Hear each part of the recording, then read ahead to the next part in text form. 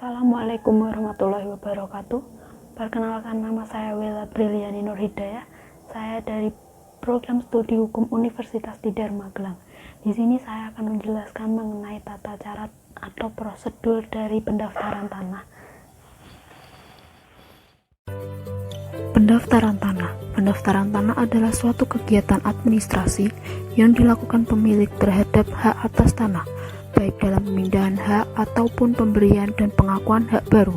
Kegiatan pendaftaran tersebut memberikan suatu kejelasan status terhadap tanah. Tujuan pendaftaran tanah yang pertama adalah memberikan kepastian hukum dan perlindungan hukum kepada pemegang hak atas suatu bidang tanah, suatu rumah susun, dan hak-hak lain yang terdaftar agar dengan mudah dapat membuktikan dirinya sebagai pemegang hak yang bersangkutan. Tujuan yang kedua adalah menyediakan informasi kepada pihak-pihak yang berkepentingan termasuk pemerintah agar dengan mudah dapat memperoleh data yang diperlukan dalam mengadakan perbuatan hukum mengenai bidang-bidang tanah dan satuan-satuan rumah susun yang sudah terdaftar. Tujuan yang ketiga adalah terselenggaranya tertib administrasi pertanahan di mana setiap bidang tanah termasuk peralihan, pembebanan, dan hapusnya hak atas tanah wajib didaftar. Adapun kegiatan pendaftaran tanah antara lain sebagai berikut. Yang pertama adalah pengukuran dan pemetaan. Yang kedua, pendaftaran hak-hak atas tanah. Pendaftaran hak-hak atas tanah dapat dilakukan dengan dua cara.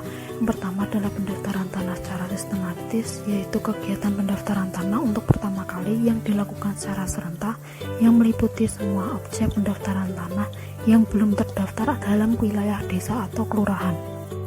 Selanjutnya adalah pendaftaran tanah secara sporadik, yaitu kegiatan pendaftaran tanah untuk pertama kali mengenai satu atau beberapa objek pendaftaran tanah dalam wilayah atau bagian wilayah suatu desa atau kelurahan secara individual atau massal. Anda bingung bagaimana cara mendaftarkan tanah Anda? Caranya cukup mudah, langsung saja datang ke kantor pertanahan untuk memperoleh informasi syarat dan prosedurnya. Berikut adalah beberapa dokumen yang diperlukan dalam pendaftaran tanah.